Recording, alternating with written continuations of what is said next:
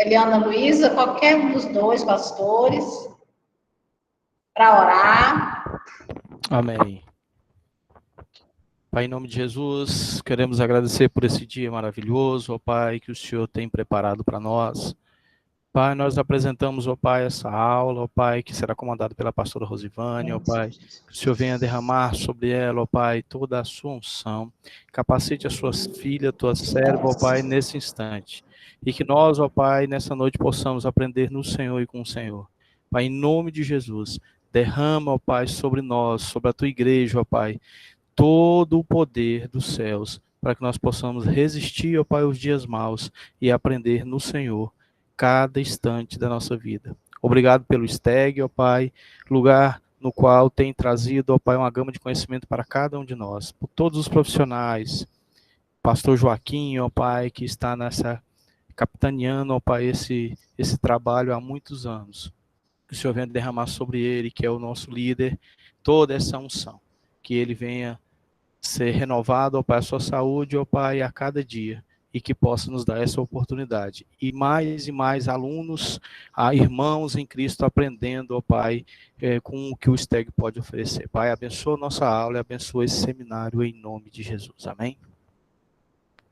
Amém. Glória a Deus. O Madison, agora está com a palavra, Madison. Pode ser, pastora. Pessoal, boa noite. Sim. Espero que estejam todos bem. Graça e paz do Senhor Jesus.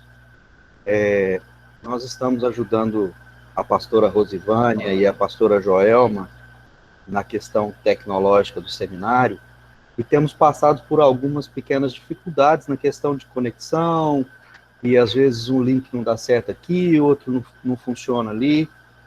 Nós estamos também fazendo a atualização da plataforma do ambiente virtual nossa, que é o Moodle, né? Eu já finalizei agora à tarde a instalação, porém não consegui fazer a configuração completa, tá? Por que eu não consegui fazer a configuração completa, pessoal?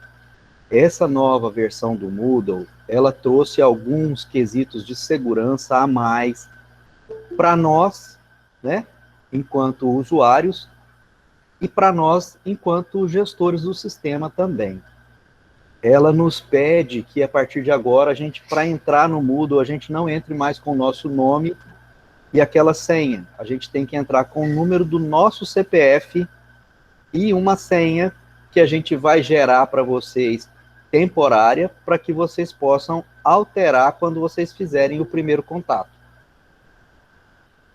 Pode parecer meio burocrático, e realmente o é, mas faz-se necessário pela questão da nossa própria segurança dos dados, tá, gente?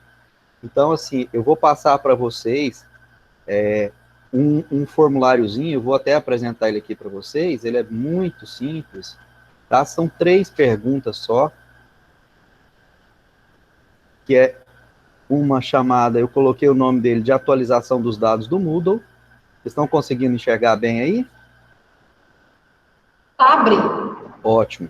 Tá aqui, ó, atualização dos dados do Moodle. Eu vou precisar de quê? Do seu endereço de e-mail válido, tá? Você vai inserir o seu nome completo e o seu CPF. É importante 2 coisas aqui. Que o seu nome seja o nome completo. Às vezes a gente coloca um apelido, ou então a gente tem o hábito de colocar a primeira letra do sobrenome em um ponto. Por quê? O CPF vai ser validado pelo seu nome e o seu nome pelo seu CPF, tá? Então, se você mandar para a gente um nome diferente do que está no CPF, a gente pode ter dificuldade para poder tá fazendo o cadastro de vocês, tá certo? Eu acredito, eu quero crer que até amanhã, no final da tarde, a gente já tenha finalizado essa atualização e a gente encaminha para vocês. Teoricamente, é uma questão muito simples a atualização. O problema é que a atualização, ela foi feita de uma versão que estava, vou usar um termo assim, pouco utilizada, para uma versão bem atualizada agora. Então, assim, sofri um bocado, viu, gente, para poder colocar esse negócio no jeito. Mas, graças a Deus, deu certo, tá bom? E aí, assim, a gente vai finalizar a instalação certinho, vamos estar passando para vocês o link.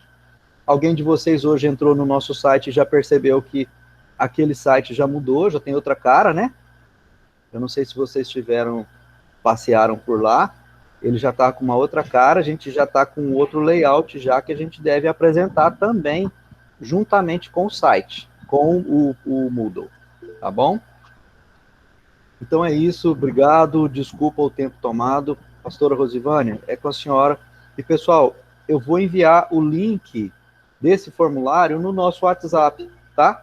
E ele é muito simples, pode ser preenchido pelo próprio, ele abre lá no celular mesmo e ser preenchido por lá, sem problemas. Tá bom?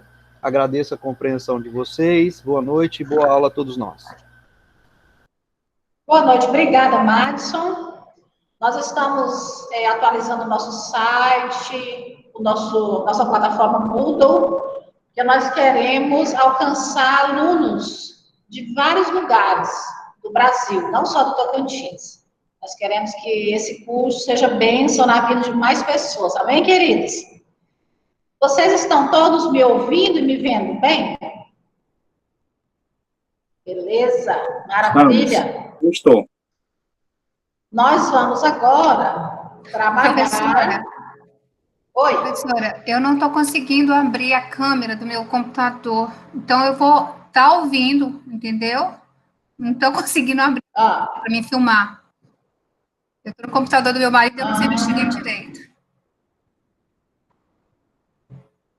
Tá, mas estará sendo gravada. Essa aula já está gravando, viu, pessoal? Já está gravando a aula. Tá? Então, eu estou vendo você, Vera, mas não está aparecendo, né? Para você a imagem, é isso? Tá. É isso, eu não vou abrir a câmera para gravar, para filmar. Tá. Tá, beleza.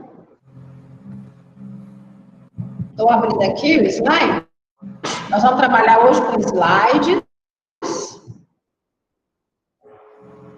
Estaremos falando mais sobre a psicologia. Nós só tivemos 2 aulas até agora, porque a outra caiu na internet, não conseguimos soltar.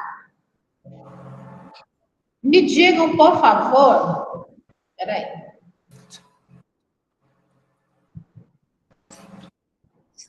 Me digam, por favor, se... Tá meio lento aqui, peraí.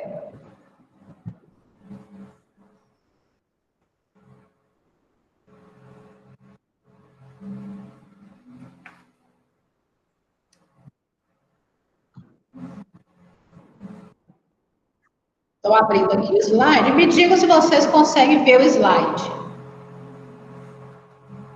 Ainda eu não estou conseguindo ainda ver, não, Rosivânia. Não. Não? Ninguém consegue ver o slide ainda? Eu também não. Ainda não, pastora. Tá. Então é porque... Não, eu também não consigo ver. Tá. Eu estou clicando aqui, Madison, naquele link do meio para abrir, mas não está abrindo o slide. Não está dando certo. Pastora? Oi. Pastora, eu vou compartilhar a minha tela aqui com a senhora e a senhora vê se está realmente clicando no lugar certo aí, tá bom? Só um minutinho. Tá.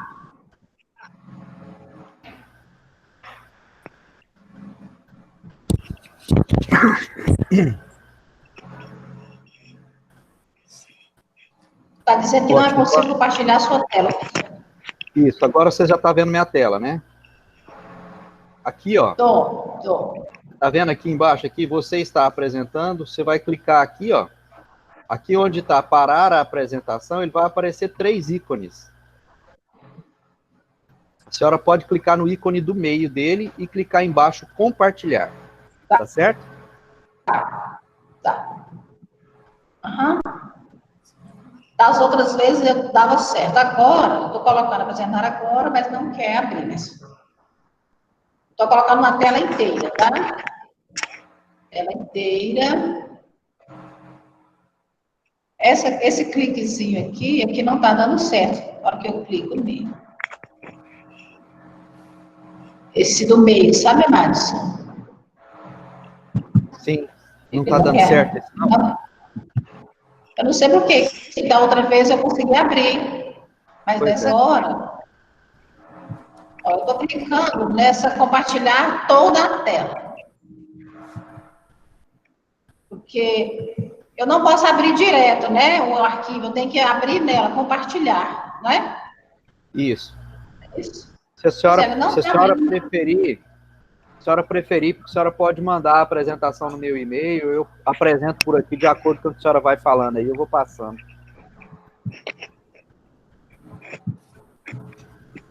Tá.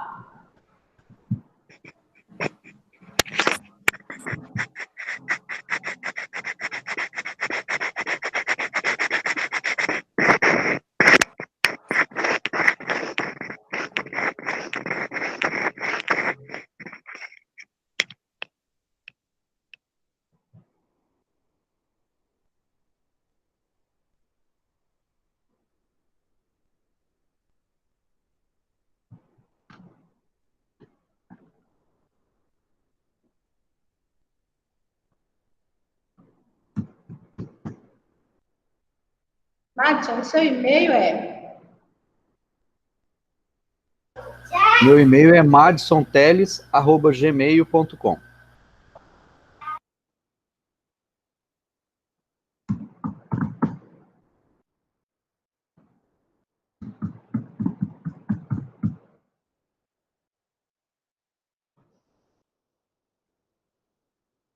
O meu computador, quando entra aqui, ele fica lento. Esse sistema ele é um pouco pesado mesmo, pastor. Então, assim, é bem interessante a gente depois dar uma olhada nesse computador e pedir para dar uma limpada nele, porque ele pode tá dando algum conflito aí, tá fazendo ele ficar meio pesado. Tem um computador muito bom. Ele está lento. Para abrir uma coisa é uma eternidade. E ele não é tão lento assim, ele funciona bem, normalmente.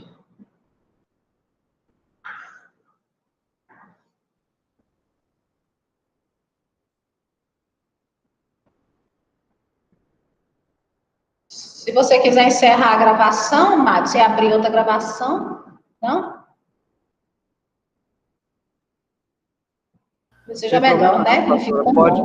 Pode manter essa, depois eu corto essa parte antes de colocar na plataforma. Tá, então agora eu estou te mandando a aula STEC.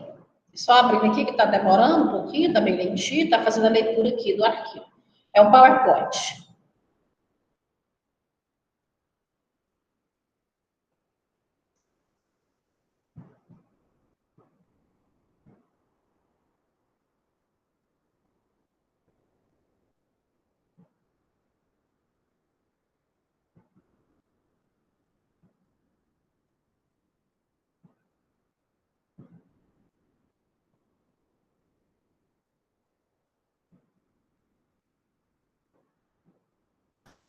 Boa noite, dona Rosilene. Só um minutinho, a gente já reinicia, tá? Foi enviado, Madison. Foi enviado. Já estou com o meu e-mail aberto, esperando ele chegar aqui, pastor. Tá. Temos 18 pessoas, são todos bem-vindos. O objetivo dessa disciplina é contribuir para o crescimento pessoal de vocês, a saúde integral de vocês, a saúde emocional. Aproveite essas aulas, tá bom? Para refletir sobre você, sobre como você tem se comportado, né, na sua família, como está a sua saúde. O Brasil é um dos países mais ansiosos do mundo, que tem mais transtorno de ansiedade. Está nos primeiros lugares. Isso antes da pandemia, para vocês terem uma noção. Antes da pandemia, o Brasil já era praticamente o país mais ansioso, mais ansiedade do mundo, mais transtornos de ansiedade. Agora, você imagina depois dessa pandemia. Então, nós precisamos cuidar muito da nossa saúde, queridos. E sem sanidade, não há santidade, tá bom? Sem saúde integral, não há santidade. Não há ministério, não há plenitude. Então, nós precisamos estar bem emocionalmente. Quando nós vamos viajar de avião, há instruções dizendo para nós colocarmos a máscara em nós primeiro, se nós estivermos acompanhando alguém, cuidando de alguém. Então, nós como líderes, como pastores, como líderes, nós temos que estar bem e nos cuidando muito bem. Chegou, Madison, aí? Ainda não, pastora. Fiquei impressionada. Como é que não abre esse negócio, gente? Vou tentar apresentar de uma janela.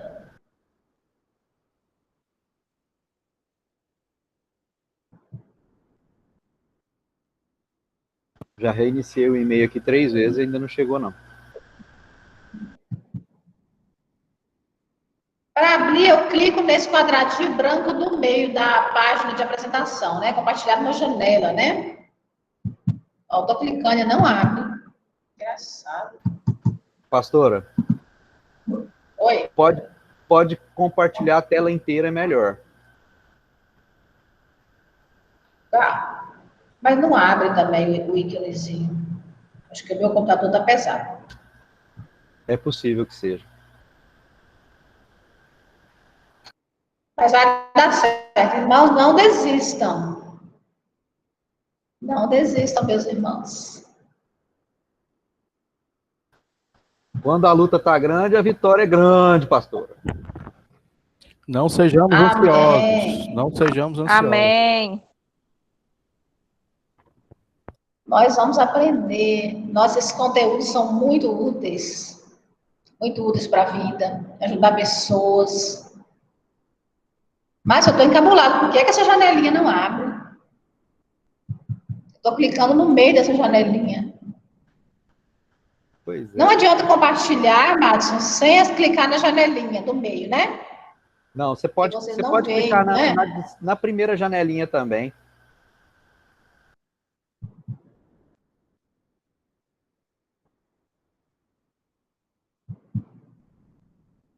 Daí uma janelinha que eu clico está abrindo.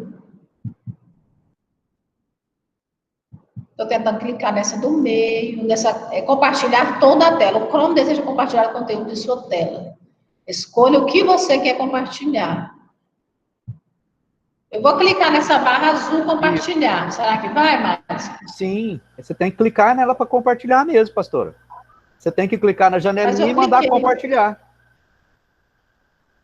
Aí clica no compartilhar que ele vai aparecer para nós. Aí, agora ele está vindo. No e-mail? Não, tá aparecendo aqui, já apareceu a apresentação sua. Já está aparecendo. Que engraçado, para mim não apareceu. Não, está aparecendo a tela. O que está escrito aí, minha gente? Está aparecendo a tela do Google Meet. Pastora, aqui de longe eu já descobri o problema do seu computador. Daqui eu já descobri o problema do seu computador. Ele está com a unidade C dele, está cheia. A faixinha dele lá está vermelhinha. Você tem que resolver isso logo, senão ele vai parar contigo. Vai te deixar na mão. Tá bom. Vixe. Deu certo, amados? Amém. E ainda ganhou uma consultoria. Ainda ganhou uma consultoria. Abriu. Agora vai. Abriu. Tá como tá lendo, Max? É isso, então, a lentidão, né? Pois é, pastor. Chegou aqui o e-mail também, tá?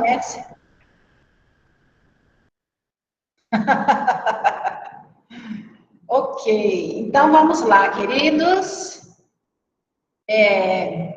Eu falei para vocês que as raízes da psicologia estão fincadas com os pré-socráticos na filosofia. A psicologia bebe muito da filosofia. A teologia também bebe muito dessa fonte chamada filosofia. com os gregos pré-socráticos e depois com Aristóteles. Na Idade Média ficou sujeita aos dogmas da igreja e veio para a modernidade. Então, as raízes da psicologia são gregas. E na modernidade, ela nasceu na Alemanha e floresceu nos Estados Unidos. E cada galhozinho desse aqui, cada folhinha dessa, é uma abordagem que foi surgindo, tá bem? Então, esses filósofos todos, esse Parmênides,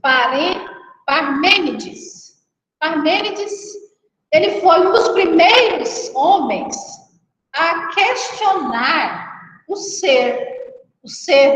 nosso eu, a nossa subjetividade, o nosso ego, o nosso self.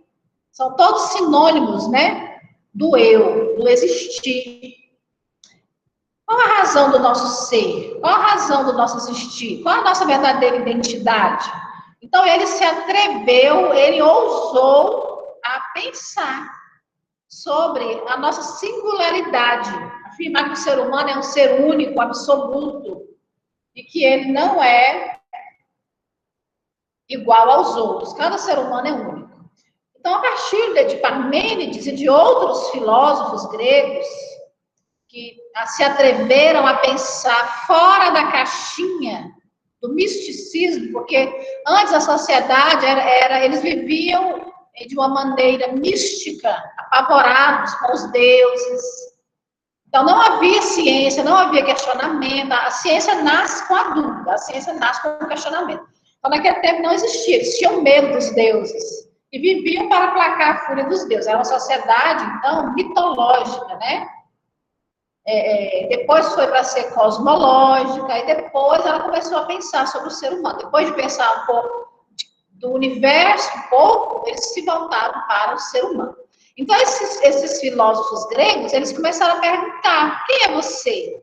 E vem até hoje na psicologia. Essa pergunta de Parmênides sobre o ser, a psicologia moderna faz hoje também para você. Quem é você? Já parou para pensar, meu irmão, minha irmã? Quem é você? Para que você nasceu? Qual o propósito da sua vida? E o que você tem feito para alcançar este propósito? Mais do que o que te move, o que te paralisa? Olha que pergunta interessante que a psicologia tem que fazer para você. O que paralisa você? Sabendo que Deus nos criou para a plenitude, Deus nos criou para ser sua imagem e semelhança, Deus nos criou com um propósito já determinado antes de sermos implantados no útero da nossa mãe, como ele disse a Jeremias. Deus nos criou para um propósito, ele já nos chamou para algo. E nós sabemos qual é esse propósito? O que nós temos feito para alcançar esse propósito? E o que é a coisa mais importante na sua vida, os seus valores?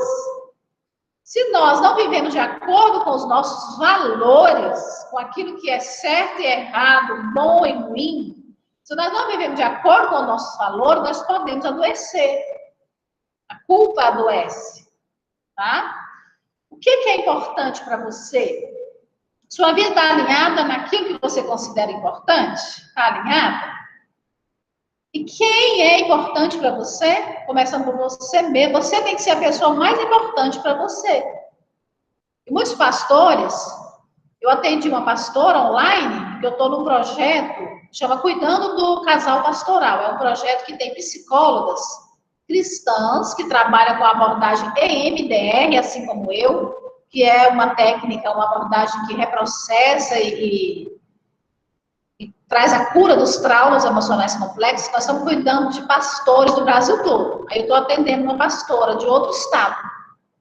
E ela dizendo de quanto ela estava adoecida, de quanto a pandemia serviu para ela ver o que ela estava fazendo na vida dela. Porque ela não tinha tempo de comer com a família, ela não tinha tempo para parar, para cuidar dela. Aí agora apareceu um médico também que está cuidando dos pastores gratuitamente. Colocou para ela fazer todos os exames dela, um dia, né? E ela dizendo que estava com privação de sono, porque ela achava que era obrigada a levantar de madrugada todo dia para orar. Falei, não, você não tem que levantar de madrugada para orar. Deus não está falando você fazer isso. ok, algum propósito, alguma campanha, né? Mas ela estava já esgotada, sem dormir direito, entende? Então, nós temos que ser importantes para nós, né? Antes de Deus ser importante, os outros ser importantes, nós também precisamos ser importantes. Então, queridos, quem somos nós? Então, a psicologia faz essa pergunta. A psicologia tem aqui, olha, nós temos a árvore do ser, né? A árvore da existência humana. Então, nós temos o temperamento. Você sabe o que é temperamento, o que é caráter, o que é personalidade, o que é identidade? Se nós não soubermos isso, nós não vamos saber definir prioridades e nem encontrar o nosso destino. Então, essa árvore eu gostei bastante. Vocês estão vendo essa árvore, queridos? Sim ou não? Sim. Sim, pastor. Sim. Sim. Então, na raiz da árvore, olha que coisa linda. Na raiz da árvore, querido, na nossa base, está o nosso temperamento. O que é o temperamento? Queridos, quando nós vamos atender uma pessoa na igreja ou em qualquer lugar, nós temos que olhar para este ser de maneira integral. 1 Tessalonicenses 5:23, Paulo diz assim: o Deus da paz vos santifique em tudo, e todo o vosso corpo, ou seja, o corpo inteiro, toda a vossa alma, a psique, e todo o vosso espírito sejam conservados íntegros. Íntegros quer dizer inteiros. Para o quê? Para a volta do nosso Senhor e Salvador Jesus Cristo. Então, essa é a visão integral. Quando nós olhamos para uma ovelha, para um aconselhando, para um filho, para uma filha, para nós mesmos, nós precisamos olhar com um olhar integral, não é só com um olhar espiritual. É com cuidado do corpo, com cuidado das emoções, da saúde mental, né? E com cuidado espiritual. Então, essa aula nós estamos promovendo um intenso cuidado emocional com vocês, em primeiro lugar, com os seminaristas, claro. Nós estamos promovendo uma ética do cuidado, de cuidar de vocês. Então, para entender o ser integral, nós temos que entender essas características, esses aspectos da nossa existência. O que é o temperamento, professora Rosivânia? É a combinação de características com as quais nascemos. Caráter é o nosso temperamento civilizado. E a personalidade é o rosto que mostramos ao próximo. Então, assim, aqui ele fez uma divisão dizendo que o corpo é o temperamento, a alma é o caráter, e o espírito é a personalidade. Ele fez aqui uma comparaçãozinha. Mas é importante vocês saberem que o temperamento, né, é a base biológica herdada, é a base genética herdada dos nossos familiares. Professora Rosivânia, a senhora pode repetir aí a questão do temperamento, caráter, personalidade aí? Para me anotar aqui. Tá, vocês vão receber esses slides, tá, queridos? Ah, tá. Então tá bom. Então. Não preocupem em anotar, porque vai para vocês esses slides, tá bem? Isso é muito interessante.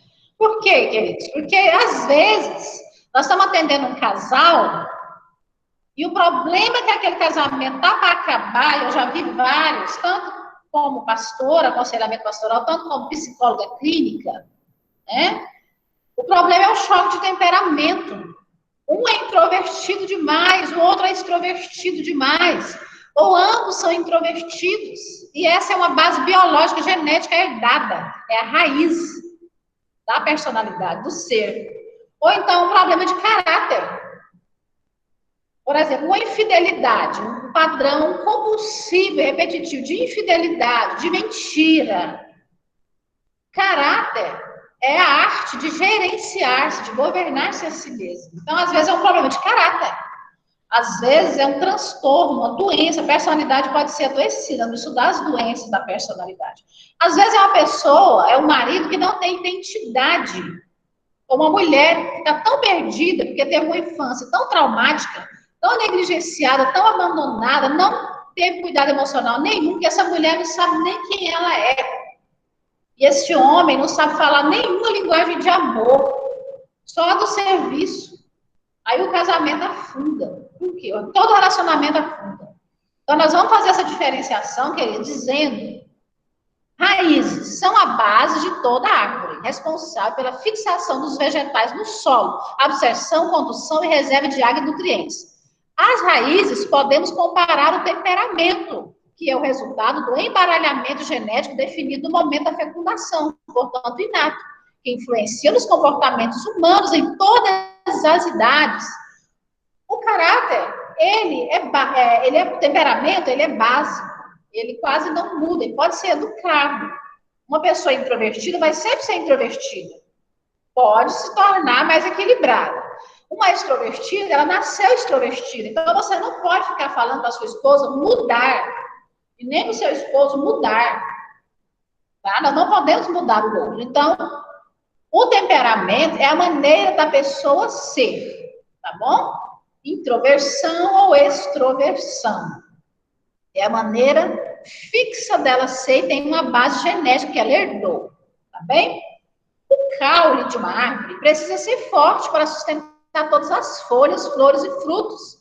A ele podemos comparar o caráter, que é o conjunto de traços psicológicos e morais de uma pessoa. Isso precisa ser muito bem definidos. Ao contrário do temperamento, que a pessoa já nasce com ele, o caráter é formado na família. Porque a criança que nasce, ela nasce no id. Ela nasce na instância que Freud chama de id. Ela é só desejo, ela é só pulsão, ela é só exigência, ela é só prazer. Ela não trabalha com a instância da realidade, da cultura, das normas, da regra. Isso quem faz são os pais.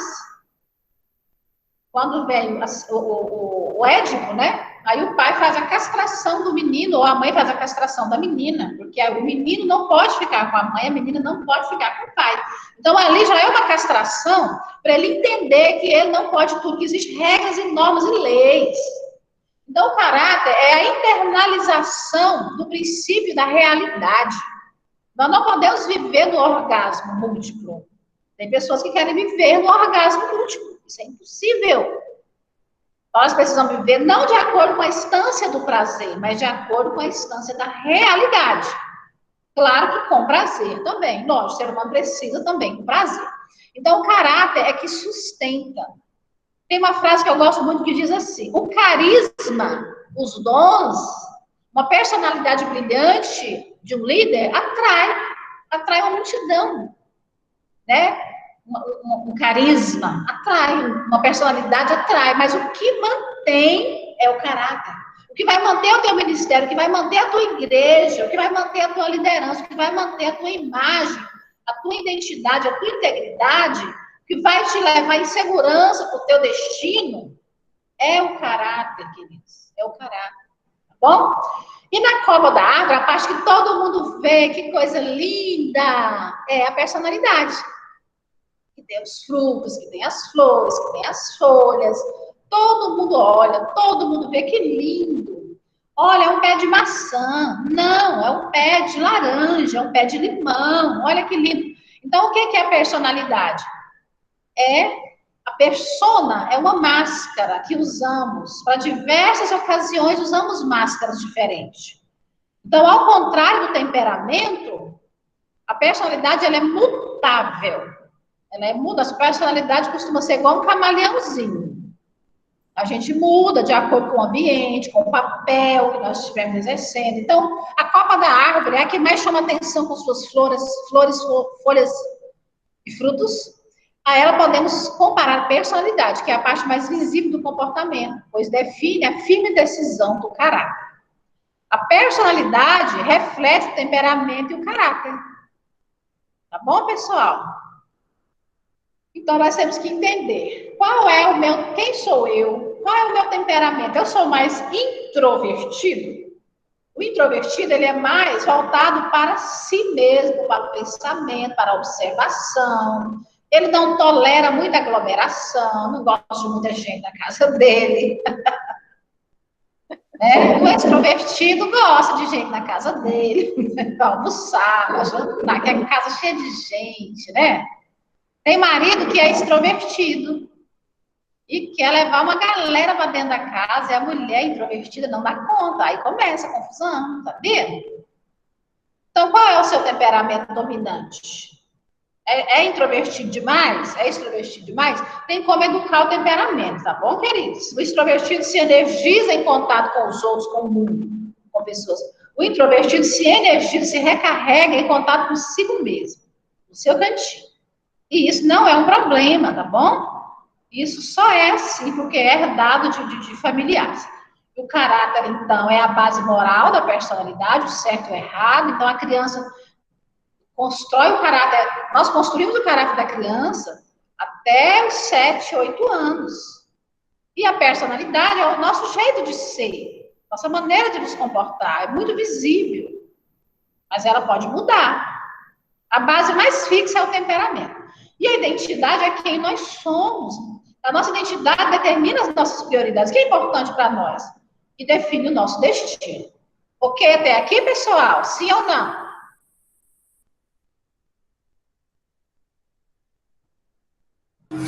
Tá ok, professora. Caráter, então, resume-se em índole ou firmeza de vontade. É governar-se a si mesmo, pagar as contas em dia, ter pontualidade, cumprir a palavra, né? A questão moral, de responsabilidade do homem com o lar, da mulher com os filhos, né? Essa palavra empenhada é o caráter. Personalidade é o sentimento externo de nós mesmos, que pode ser ou não igual ao nosso caráter, dependendo de quão autênticos estejamos. Queridos, muitas vezes uma personalidade exuberante oculta um caráter podre, sabe? Um mau caráter. Então, nem sempre o caráter está na personalidade, mas o ideal é que haja uma autenticidade. Queremos ser saudáveis? Queremos viver em sanidade para ter santidade? Temos que ser autênticos. Nossa personalidade tem que estar alinhada ao nosso caráter e vice-versa. Personalidade, então, é tudo aquilo que distingue o indivíduo de outros indivíduos, ou seja, o conjunto de características psicológicas determina sua individualidade pessoal e social.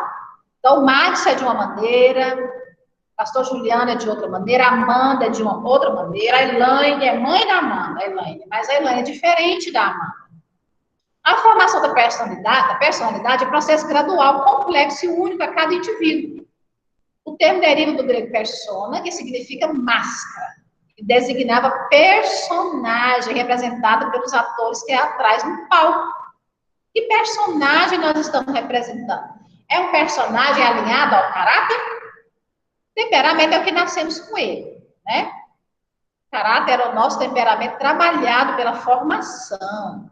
Personalidade é a parte externa que todos veem, né? Personalidade, então, é a sua identidade em relação ao que os outros pensam a seu respeito, mas que muitas vezes não representa o que você é. Aquilo que você vê na outra pessoa, eles veem em você. Às vezes há uma distorção. Tem muita gente que eu atendo e eles se veem, eles têm feridas, traumas, quer dizer do grego, ferida, lesão. Tem pessoas que têm lesões na alma tão profundos que eles se veem tão distantes do que eles são, que eles não veem quem eles são. Então, tanto a superioridade quanto a inferioridade demonstra que há feridas na alma. Caráter é tudo aquilo que você é. Na sua intimidade, ninguém sabe. O que você faz quando ninguém está olhando. São atitudes repetidas diariamente que moldam o caráter. Então, o caráter pode ser trabalhado, pode ser aperfeiçoado, pode ser construído, né? O temperamento pode ser educado, a personalidade pode ser alinhada também. Temperamentos são qualidades que já nascem com o indivíduo, é genético, como eu falei, né? Não é muito aprendido, eu já nasço. Eu sou extrovertida, meu marido é mais para introvertido. Eu coloquei aqui, mas nós não vamos abrir. Depois o Madison pode colocar na plataforma Google. Eu gostei muito desses 2 vídeos, eu escolhi cuidadosamente esses 2 vídeos para vocês assistirem, tá bom, queridos? Vídeo 1, a história da psicologia sob 2 olhares, muito lindo. E o vídeo 2, as 7 grandes abordagens da psicologia, história da psicologia, vocês vão gostar bastante. Voltando aqui, então, aos filósofos que deram origem a ciência tão linda que é a psicologia, nós temos grandes contribuições ao longo da história. E nós temos que honrar esses gigantes sobre os ombros dos quais nós estamos de pé. O que o Santo Agostinho falou? Ele era um dos teólogos da Igreja Católica, não existia a Igreja Protestante, que Lutero, Wycliffe, Zwinglio, não tinham nascido aí para fazer a reforma, né? Isso foi bem antes. Então, Agostinho falou assim: ter fé é acreditar nas coisas que você não vê. A recompensa por essa fé é ver aquilo em que você acredita. Olha que lindo. Maravilhoso, né? Então, apesar de que lá na Idade Média a ciência estava silenciada, mas eles contribuíram sim. Eu não quero ser injusto dizer que não houve avanços no período da Igreja, né? Aristóteles, né, um dos pais da psicologia, de toda a ciência, não só da psicologia. A dúvida é o princípio da sabedoria. A psicologia é uma ciência. E uma ciência pressupõe a dúvida, o questionar, o perguntar, o pesquisar. E a psicologia pesquisa a alma humana, prescruta a alma humana. Olha o que São Tomás de Aquino, que foi um teólogo que influenciou mais o pensamento católico, enquanto Agostinho influenciou mais o pensamento protestante. Tomás de Aquino, ele falou assim: o primeiro degrau para a sabedoria é a humildade. Para São Tomás de Aquino, então, né, a gente precisa ter essa humildade. Ele foi um homem tão culto, né, ele é um dos principais representantes da escolástica, que é uma linha filosófica medieval de base cristã. Foi o fundador da escola tomista de filosofia e teologia. Então, o início da teologia também se dá com os filósofos, que começaram a pensar, né, sobre teos. Nicolau Copérnico, que ele falou dessa questão da natureza, do universo, a ciência é filha da verdade e não da autoridade. Olha que coisa linda, gente. Muito oportuna para hoje, quando as ciências estão sendo manipuladas pelas ideologias. Cada ideologia quer manipular a ciência para ordenar que a ciência fale a sua verdade. Mas ele está dizendo aqui que a ciência é filha da verdade e não de quem manda ou quem paga. Mas a ciência é filha da verdade. Por isso que a psicologia é uma ciência. Mesmo, apesar de que estão distorcendo a psicologia científica para o uso de ideologias. Francis Bacon foi um importante filósofo inglês do século XVI e XVII, nasceu em 1561, e ele contribuiu para fundar a ciência moderna. Ele defendia que a obtenção dos fatos verdadeiros se dava através da observação e experimentação. Essa é a base da ciência, a observação e a prática, a experimentação. Aí ele criou as ciências em poesia, história e filosofia. Filosofia é a ciência da razão. Então, tudo isso é muito lindo. O conhecimento é em si mesmo um poder. Francis Bacon falou que quem conhecia dominava. E até hoje é assim. Quem é que lidera? Quem é que comanda as nações? Quem tem mais poder? Conhecimento gera poder. Então, precisamos saber fazer um uso ético desse poder. Galileu Galilei, ele trabalhava com a questão da astrologia, né? E matemática. E ele diz que a matemática é o alfabeto com que Deus escreveu o universo. Então, você vê aqui no início, a teologia, a filosofia e a psicologia, elas andavam juntas. Então, hoje, há uma dificuldade entre os pastores, entre os teólogos, entre os psicólogos, de conversar. Parece que é um ciúme, parece que é uma disputa. Né? Parece que os psicólogos têm ciúme dos pastores, dos teólogos, parece que os pastores têm um certo ciúme dos psicólogos, uma certa resistência Por quê? Porque todos querem comandar, todos querem ter o controle da alma. Né, da alma, porque realmente essa alma, ela foi estudada, né, por todas essas ciências juntas. Então, para diferenciar agora, hoje é difícil, mas é necessário que cada área se intercomplemente. A ciência se intercomplemente com a fé. Então, o nosso slogan do nosso seminário teológico é fé que pensa, razão que crê.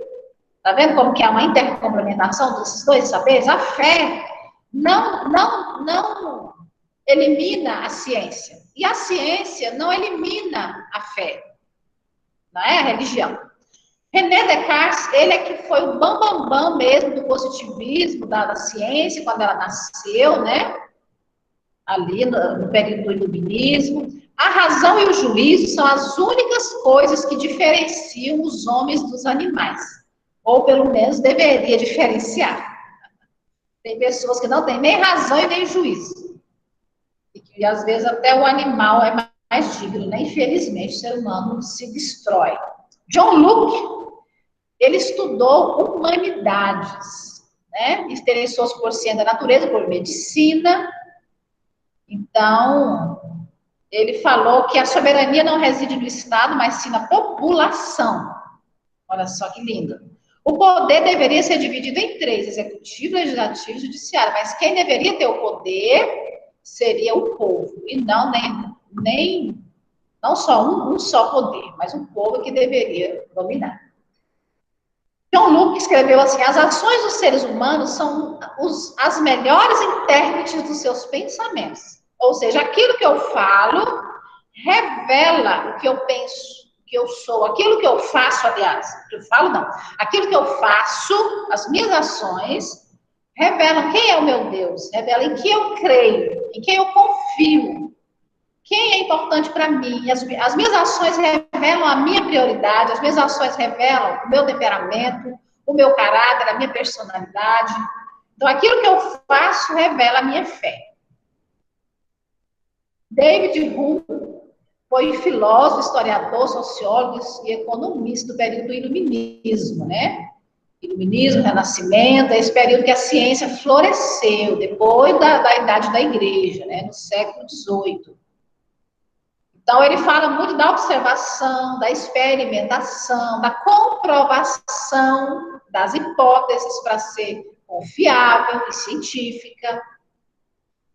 Então, o nosso olhar sobre o ser humano tem que ser integral, tem que integrar todos esses olhares, tá, queridos? O corpo, a alma, o espírito, a cultura, as heranças e a nossa família. Todos vimos de uma família.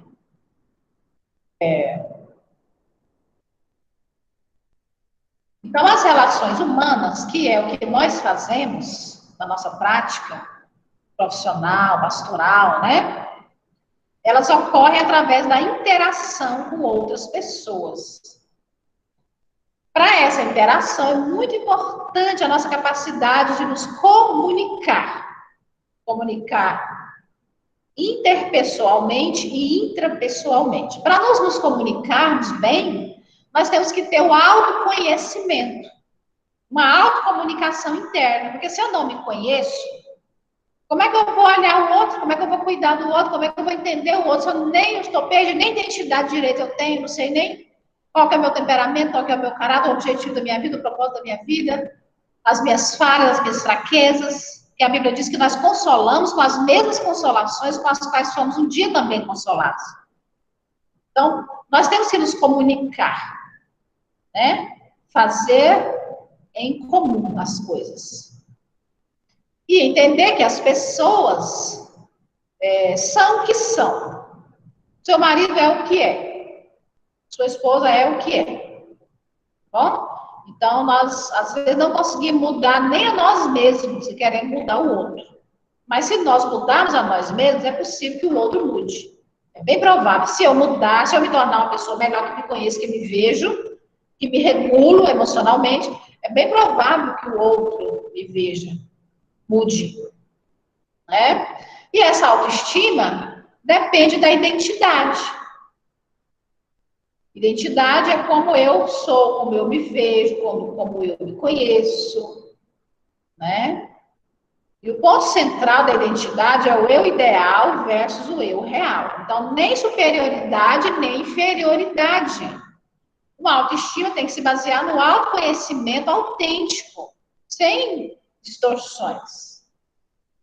Então, nós temos que ter uma autoimagem positiva de nós mesmos para termos saúde. Uma pessoa com autoimagem negativa, ela não vai conseguir se comunicar bem, se relacionar bem. Tem um psicólogo, que eu vou trazer para vocês a teoria dele, que ele fala que o ponto central do ser humano é a aceitação. Então, a superioridade versus inferioridade, a aceitação versus a rejeição. E eu estou fazendo um curso muito bom de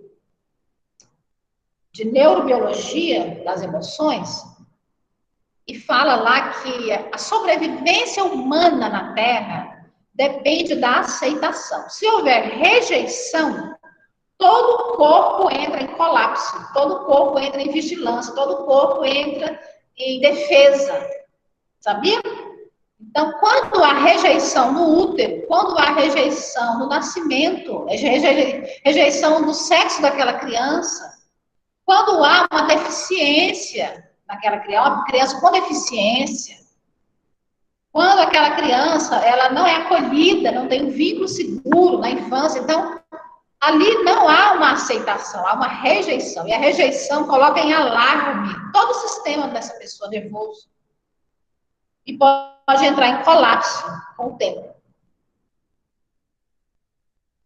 Então, nós não vivemos para a independência, mas para a interdependência. Bom, queridos?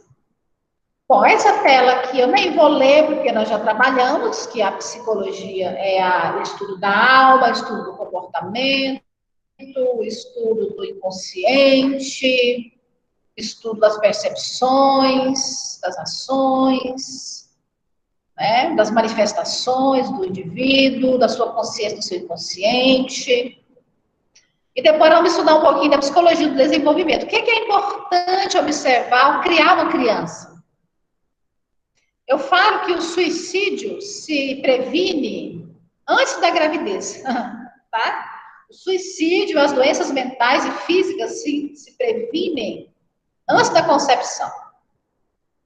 A psicologia se propõe, como eu já falei, vou passar, porque isso aqui eu já falei, ela se propõe a estudar tudo isso aqui, né, que eu já passei para vocês, ó, esse é o objeto de estudo da psicologia, como o ser humano funciona e mais ainda, o que impede esse funcionamento saudável, tá?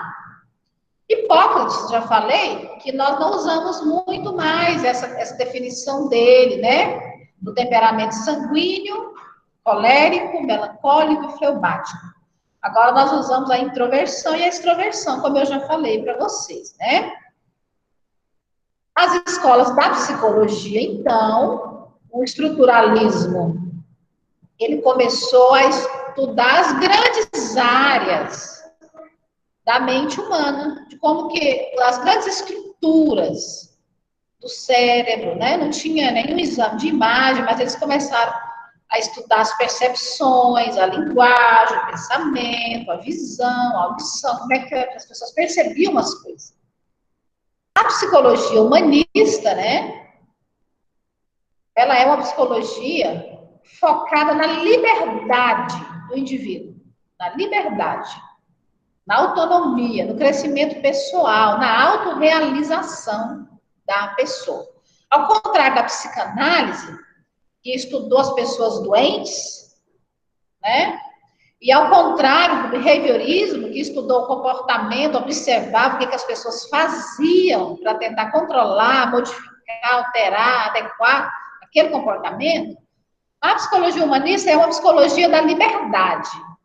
Ela trabalha muito com a liberdade para ajudar as pessoas a alcançar o seu potencial, porque o humanismo diz que todo ser humano nasceu bom, nasceu saudável, nasceu com potencial de desenvolvimento. De certa forma, isso é verdade, queridos. Eu falo, sim, que O que traumatiza a criança nasce saudável mesmo, apesar de que ela herda um temperamento já, né, contaminado pelo pecado, ela já herda a natureza adâmica. Mas uma criança não nasce com traumas, queridos. Quem introduz os traumas na vida das crianças, a maior parte é a família. Sabia? Então, os pensadores humanistas incluem Abraham Maslow e Carl Rogers. Então, ela hoje tem a psicologia positiva também, que é uma psicologia humanista, ou seja, é centrada em ajudar as pessoas a viver uma vida mais feliz, mais positiva, mais gratificante. Queridos, perguntas até agora? Eu não estou vendo vocês. Vocês estão me ouvindo? Sim, alto e bom som, pastor. Alguma pergunta, amados? Se deixar, eu falo muito, porque eu amo muito tudo isso. Oi. Essa parte que mudou, né, da personalidade, aí não sei se vai falar depois, em relação a ser introvertido e extrovertido, né? Porque a gente ali na igreja mesmo, por exemplo, a gente aprendeu aquela questão do DISC, né? Que também eu entendi que era como um estudo da personalidade, né? Certo. E até me encaixei bem ali, assim, bateu bem o que deu, assim. Mas aí do introvertido e extrovertido eu fico, às vezes, sem entender completamente. Tá. Eles reduziram muito, né? Tem os teóricos reduziram bastante mesmo, está bem econômico, né? Essa visão de introversão. É toda aquela pessoa mais tímida, menos falante, mais silenciosa, mais observadora, né? Que não interage tanto. Aí a pessoa pode ser mais ou menos introvertida. Tem um equilíbrio aí também. Tem gente tão introvertida, que começa a ter um transtorno de personalidade. Por exemplo, tem o transtorno de personalidade esquizotípica, ou esquizoide, que são pessoas tão introvertidas, que elas gostam de se isolar e não toleram muito a interação humana. Aí já é um adoecimento, né? Então, a introversão é a famosa timidez, aquela pessoa que se energiza com os próprios pensamentos. Ela quer ficar quieta, sozinha com ela mesma. Ela não é tão expansiva. Aí tem os níveis de introversão.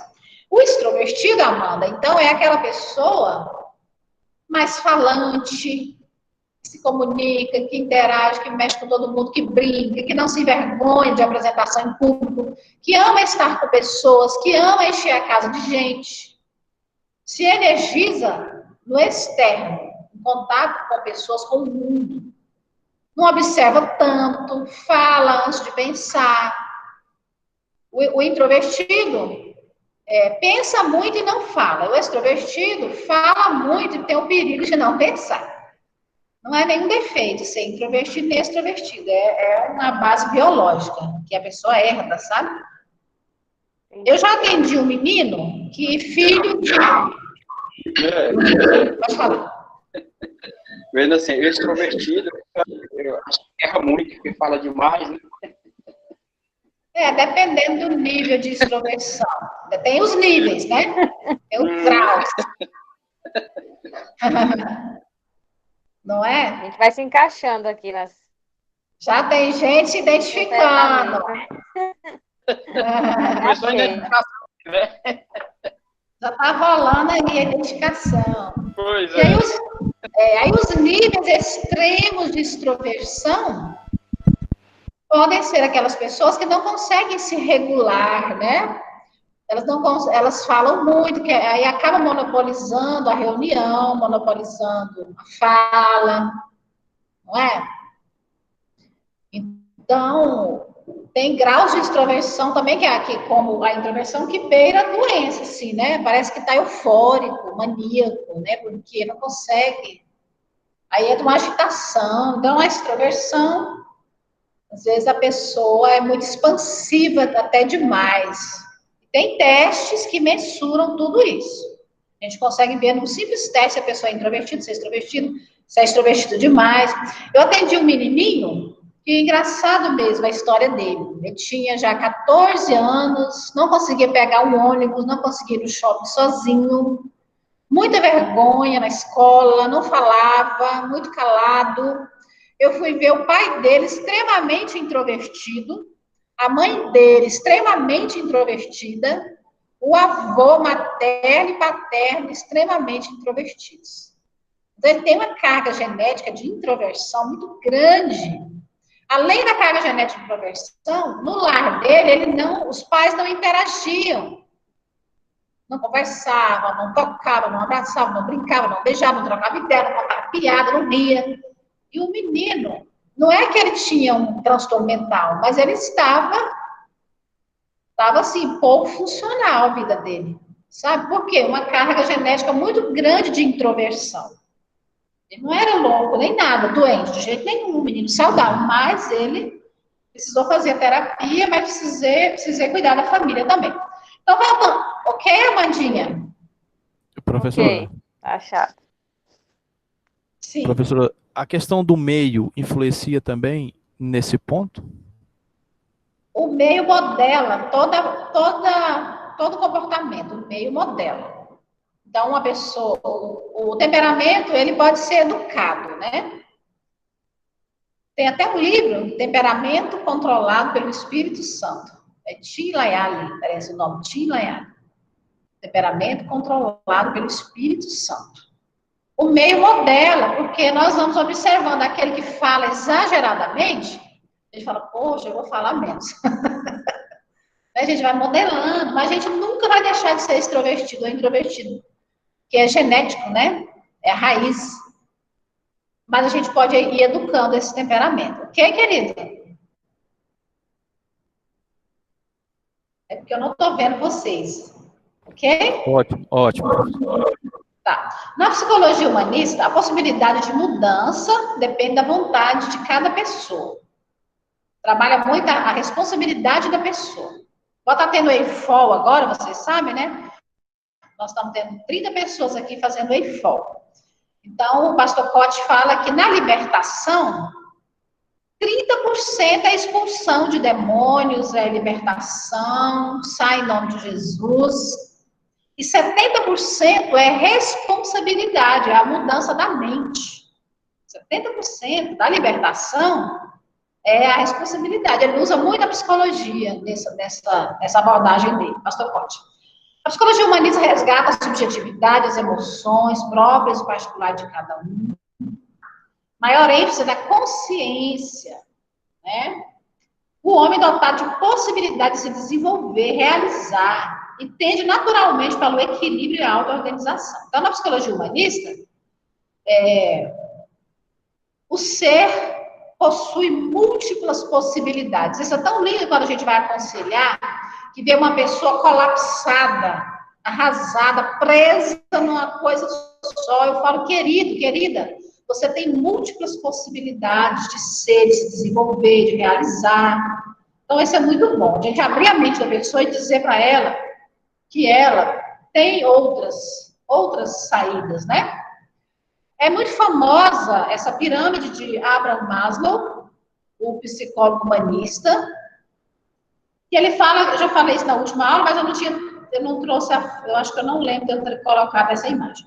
Então, primeiro, para nós nos desenvolvermos, né, alcançarmos a plenitude do que Deus quer para nós, né, nós sermos plenos, saudáveis, né? Primeiro, a nossa necessidade fisiológica tem que ser suprida. A comida, o sono, o repouso, o sexo, a água, a comida. As condições de vida e trabalho e conforto físico têm que ser observadas e supridas. Isso vale para o bebê também, tá, querido? Vale para o bebê. Para que o bebê não cresça com trauma, cresça saudável, tudo isso os pais precisam suprir. As necessidades básicas da criança e do adulto, ok? Da igreja, nós temos que observar isso, ó. Essas necessidades. Então, essa pessoa está dormindo bem, a vida sexual dela é saudável, ela tem água potável, ela tem comida, ela está desnutrida, ela está desidratada, ela trabalha absurdamente, ela descansa, ela está num calor escalado, tem pelo menos um ventilador. Segurança. Quando essas necessidades são, enquanto essas fisiológicas não são supridas, não adianta ir para a autorrealização que não chega. Então, a segurança... Meu Deus, o que eu fiz aqui? Fiz alguma coisa errada. Uai. Não, peraí. As necessidades básicas de segurança, queridos, precisam ser supridas depois das fisiológicas e antes das sociais. Então, a segurança, igual eu falei para você, né? A pessoa tem que se sentir segura, aceita, né? Tem que ter liberdade, não pode estar exposta à violência, poluição, muito barulho, guerra, né? Ela tem que ter um trabalho, uma renda. Aí ela vai sentir o que é segura, aí ela vai poder evoluir para necessidades sociais. Aí ela vai poder ter condição de ter uma família, de ter amigos, de participar em grupos, de interagir, de ser amigável, de socializar, de se comunicar. Então, uma pessoa muito traumatizada na infância, que foi abusada sexualmente, que apanhou muito, que assistiu muita violência, alcoolismo, drogas, tinha que correr para o mato, o pai chegava bêbado, quebrando tudo, batendo na mãe, essa pessoa, o desenvolvimento dela vai ficar todo comprometido e a saúde dela também. Agora nós vamos ver. Aí depois que ela tem toda essa segurança e essa socialização, ela precisa se sentir aceita, tá? Aí ela tem que se sentir isso, a criança, todos, aprovação da família, dos amigos, reconhecimento. Então, nós temos que reconhecer todos os ministérios, obrigada a orar pela equipe de comunicação, pela equipe de louvor, pelos presbíteros, porque cada serviço é uma adoração, né? A palavra servo é aquele que trabalha, aquele que vigia a entrada da casa. E servo tem a ver com adoração, é a mesma raiz etimológica do hebraico. A mesma raiz de adoração é a mesma do servo, evod, é a mesma de servo, tá? Então, nós temos que reconhecer, sabe, elogiar, entendeu? As pessoas. Porque Deus falou para Jesus, tu és meu filho amado, eu tenho muita alegria em você, na sua existência, meu filho. Nós temos falado aos nossos filhos isso, todos os dias, para as pessoas também. E você me dá muita alegria de ter você na minha vida. E aí, depois que a pessoa tem tudo isso, aí ela pode ser uma pessoa com desenvolvimento. Aí é o desenvolvimento pessoal. Ela não é mais selvagem. Ela é uma pessoa humana, humanizada, né? Sensível. Aí ela tem satisfação no trabalho, fora do trabalho. Ela vai buscar, ela tem crescimento pessoal, ela vai investir em uma diversão, uma religião, educação, crescimento, decisões, autonomia, desafios. Então, esse é o humanismo, né? Que coloca o ser humano no centro, né? E tem muitas coisas para contribuir, sim. E a Gestalt, ela é uma psicologia que nasceu na Alemanha, né? E na Áustria, no final do século XIX. O estruturalismo ficava dividindo a mente humana por categoria para estudar. E a Gestalt propôs, então, que nós temos que olhar para o todo da experiência. O todo é maior do que a soma das suas partes. O que você vê nessa imagem aqui, gente? Alguém fala o que vê? Uma árvore.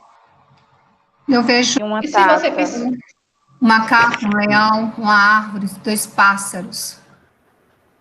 Isso, olha, a Vera, eu não ouvi bem a Amanda. A Amanda só viu a árvore? É que eu já conhecia isso aí, eu já vejo tudo. Ah, o leão, tá. uma leoa, né? Sessão, tá? Pois é, uma leoa, um macaco, os pássaros e a árvore. Gente, eu só vejo a árvore e uma taça. Jesus, é bom. Aí a taça é a outra figura, né? Aqui você vê uma taça, né? Um cálice. Se você duas buscar, taças. você vê Duas faces na casa. Se você piscar, melhora.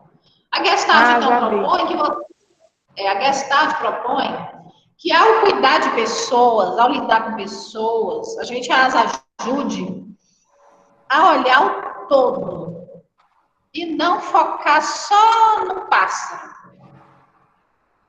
Não olhar só a taça, olhar a riqueza, a diversidade, as múltiplas possibilidades, as dificuldades dentro de um contexto maior. Então, é muito lindo, que ajuda a expandir a mente, a olhar o todo e não só uma pequena parte. Então, o cliente não é visto como uma doença. Eu não sou um esquizofrênico. Eu não sou a minha esquizofrenia. A esquizofrenia é uma parte de mim. A depressão é uma parte de mim. A ansiedade é uma maneira pela qual eu funciono. O TDAH, o transtorno do déficit de atenção, não é uma doença. É um desenvolvimento diferente. É um funcionamento cerebral diferente. E pode ser adequada para uma melhor qualidade de vida. Olha que lindo isso. Então, uma pessoa que está sofrendo de depressão, por exemplo, né, na Gestalt, vai olhar várias áreas da vida dela, vai adequar, vai controlar, vai organizar. E às vezes ela está focada só no abuso que ela sofreu, só na traição que o marido dela traiu ela em 1938. Ela está até hoje nisso, né? Então, ajuda a pessoa a olhar o todo, a desenvolver, a olhar as várias áreas da vida dela, né? E não reforçar a causa dos problemas, mas buscar a solução. É uma psicologia muito positiva, muito otimista, né? Para facilitar o desenvolvimento da pessoa. O próprio sujeito tem as respostas. Como dizia Sócrates, que a mãe era parteira, Sócrates, trabalhava com a maiêutica, fazia a pessoa parir a ideia. A mãe dele era parteira, aí levava a pessoa a parir a ideia. Então, a Gestalt também acredita que a pessoa tem a resposta para o problema dela, dentro dela, mas ela não está conseguindo abrir a sua mente, consciência de si mesma, né? Aí ela age de uma maneira incoerente. Então, com essa ajuda, ele consegue ver o todo e consegue achar dentro dele mesmo a resposta, parir aquela solução. A Gestalt, ela não é tão popular, não, tá, gente? O behaviorismo é muito popular. John Watson, Ivan Pavlov e Skinner.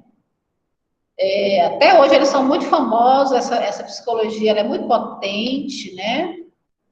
Então, ela fala que todo comportamento pode ser explicado por causas ambientais e não por forças internas. Então, é focado naquilo que o sujeito faz, naquilo que a pessoa faz.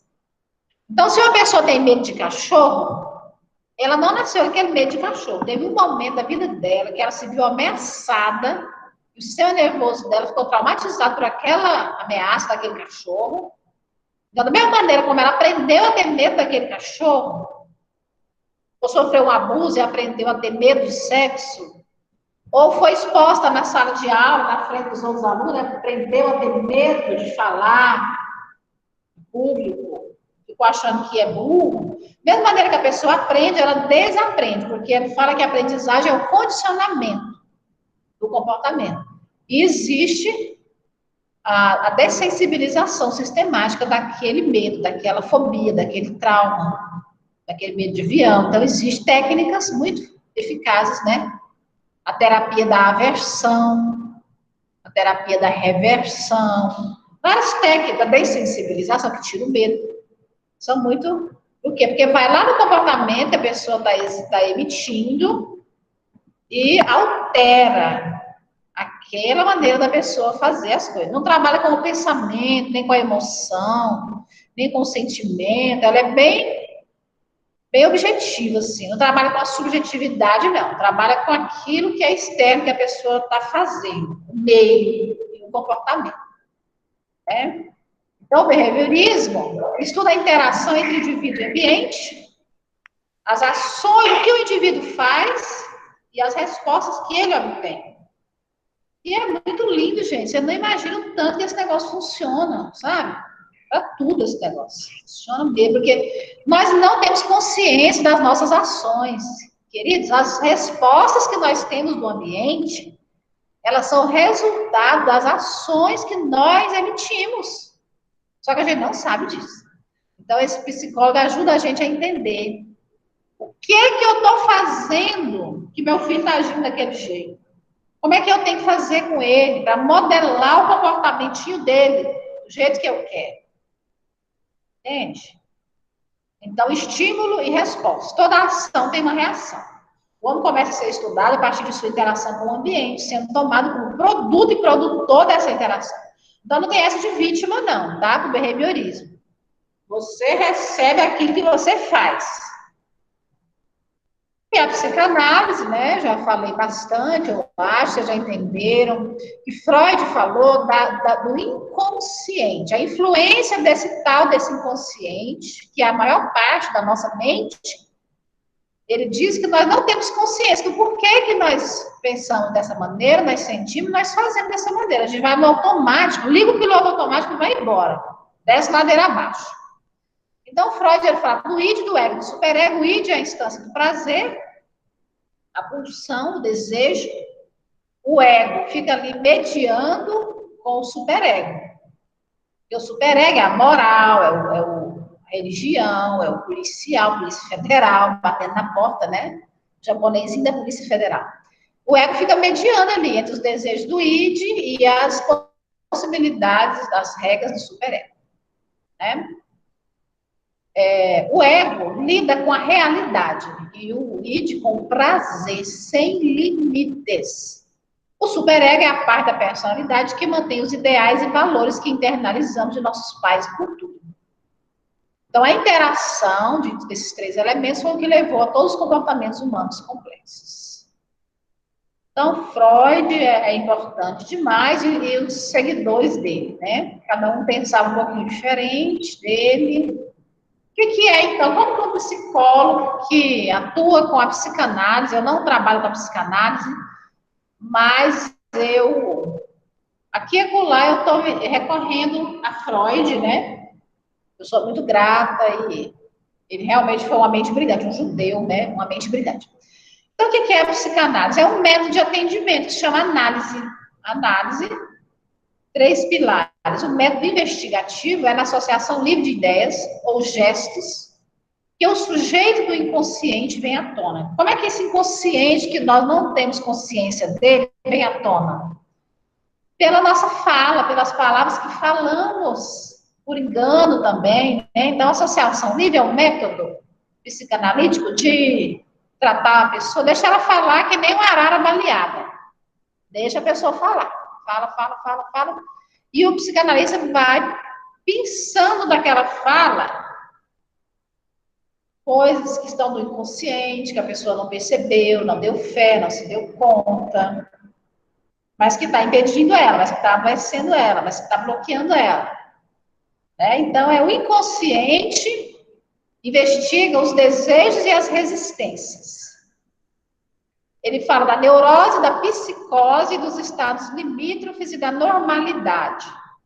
A neurose, ele fala que toda neurose começa com um problema sexual, bloqueio sexual. Depois eu vou falar mais sobre isso. Né? Então, busca a autonomia do sujeito também. Né? Para que a pessoa seja mais autônoma, para que esse inconsciente venha para a consciência. E seja tratado, seja revelado, e seja mediado, né? Então, eu fiz aqui um resuminho para resumir. Tudo isso aqui vocês vão receber, né? Então, hoje a psicologia tem mais de 60 abordagens, maneiras de ver o ser humano, maneiras de tratar diferente o ser humano. Cada modelo desse olha de uma maneira diferente, né? Mas todo o psicólogo olha para os fatores biológicos e genéticos, a predisposição para as doenças físicas e mentais, olha para o fator psicológico, que é a subjetividade, como a pessoa interpreta, percebe, reage ao que acontece, fator psíquico, é individual, único, e o meio. Todo psicólogo olha para o meio que a pessoa foi criada e no qual ela está inserida. E o meio inclui a família, tá bom? O principal meio é a família. Família, escola, amigos, sociedade nessa ordem. Amados, até aqui tudo bem? Tudo bem. Tudo bem, professora. Tudo bem, professora. Eu já falei na última aula os mecanismos de defesa do ego, mas aí a Amanda foi até aqui que caiu, né, Amanda? Isso. Vocês viram essa imagem aquele dia ou não? A gente não estava vendo, acho que tão nitidamente, que estava longe. Aí a senhora ia abrir o slide e aí no fim caiu. Então tá bom. Essa parte maior do iceberg, o iceberg é uma pedra de gelo. Ele comparou a mente humana, a estrutura da personalidade humana, da maneira de nós sermos, pensarmos, sentirmos, percebermos, agirmos, reagirmos, existirmos. Ele comparou a uma pedra de gelo chamada iceberg, aonde a maior parte que está submersa na água do mar é o inconsciente, ele não sabe. A gente não se conhece, não sabe o que são traumas, na fase intrauterina, no nascimento, na primeira infância, na infância, traumas que nós vamos recalcando, nós vamos escondendo debaixo do tapete. O inconsciente é um debaixo do tapete, que a gente vai jogando as coisas, não varre a casa, né? Não varre a casa. Como se fosse a dracma perdida. Pensamento, sentimento, impulso e desejo, desejos proibidos, que são vergonhosos, que trazem culpa, trazem ansiedade, medo e até surto, né? Até loucura. Fica lá escondidinho, difícil da gente admitir, né? Da gente falar que quer isso, que deseja isso, que sente. Então vai jogando lá no inconsciente, que é também o id, é comparado ao id. O inconsciente, o id, é a dimensão irracional, não tem razão, não tem lógica, é só impulso. E o superego é a moral, ela é julgadora. Se nós tivermos pais muito rígidos, nós internalizamos essa rigidez dos nossos pais também, né, dentro de nós. Então fica no pré-consciente, uma hora temos consciência, outra hora não. O superego fica ali, né? É a cultura, a moral. E o ego, ele fica mediano entre o que pode e o que não pode, o que pode e o que não pode. Olha lá, ele está ligado no inconsciente e no consciente. Ele vai informando, isso aqui pode, isso aqui não pode. Aí fica lá, né? A dimensão mediadora da personalidade, que é racional, usa razão, ao contrário do id, que é irracional e programada. E também precisa da educação. A educação da criança é que forma o caráter, forma o superego e o ego. Criança que é deixada solta no id, por isso que a Bíblia fala, ensina a criança. Criança que é deixada no id, vão ser tiranos, vão ser perversos. Mas tem doenças que nós vamos estudar, transtorno de personalidade, que a pessoa vive na instância do id. Tá? Porque são pessoas doentes. Aí eu gostei disso aqui, ó. Isso aqui vocês viram, Amanda? Não, né?